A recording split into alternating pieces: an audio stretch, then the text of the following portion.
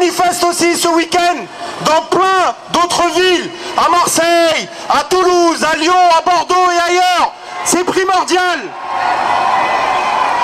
C'est primordial de maintenir ici l'existence de la parole au soutien au peuple palestinien, les amis. Nous sommes, je le dis et je le répète, les voix vivantes des 12 000 personnes tuées à Gaza. Nous sommes les voix vivantes des plus de 200 personnes tuées en Cisjordanie qui vivent un nettoyage ethnique sans précédent. Ils ne nous feront pas taire, les amis.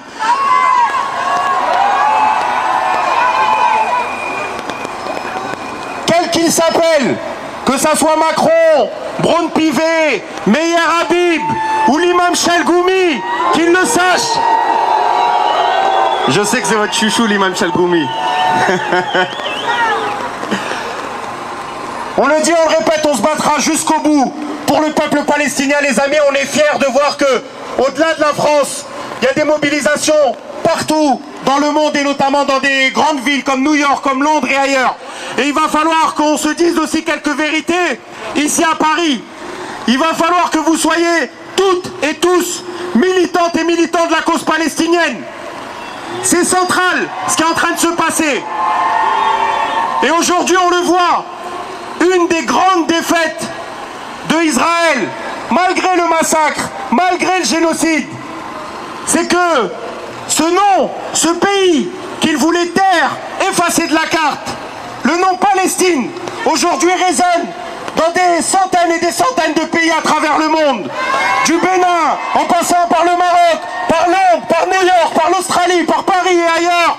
Tout le monde crie Free, free Palestine! Free, free Palestine! Free, free Palestine! Free, free Palestine! Et c'est une victoire, les amis. C'est une victoire immense. Parce que ce qu'est en train de faire l'État d'Israël, c'est qu'ils sont en train de participer à forger toute une nouvelle génération. Toute une nouvelle génération qui continuera et qui mènera ce combat anti-impérialiste, anticolonial, ce combat pour la libération et l'autodétermination du peuple palestinien à récupérer sa terre. Et je vous dis ça, les amis, parce que ça va être un combat long et semé d'embûches. Long et semé d'embûches. Ça ne va pas s'arrêter après un cessez-le-feu ou après l'arrêt des bombardements. Parce qu'ils vont continuer chaque jour à essayer de coloniser, de récupérer des terres. Et il va falloir qu'on soit là, mobile, qu'on continue à bouger et s'organiser. Et le dernier message que je voulais adresser. Le boycott! Le boycott! Yallo. Bon bah 2 messages alors.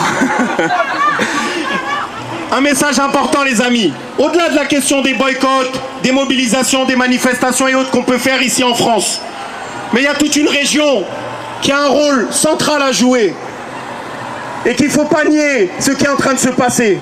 C'est que l'ensemble des puissances arabes,